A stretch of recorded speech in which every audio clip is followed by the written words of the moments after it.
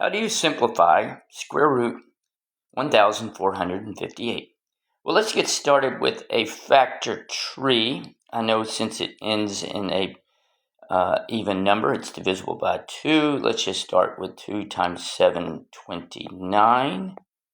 And then the digits of 729 add up to something that's divisible by 3. So let's go 3 times 243. And then that's also divisible by 3. 3 times 81. And I know 81 is 9 times 9. And so 9 times 9 is 3 and 3. So now we're down to prime numbers. So now what I'm going to do is I'm going to rewrite all of the prime numbers underneath the square root sign.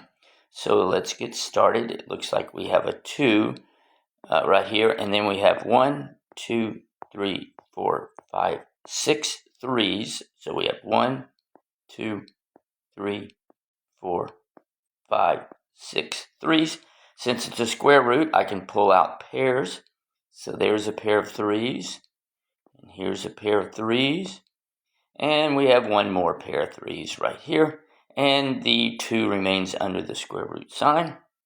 3 times 3 is 9, and then 9 times 3 is 27, so you get 27 square root 2, and that is 1,458 simplified.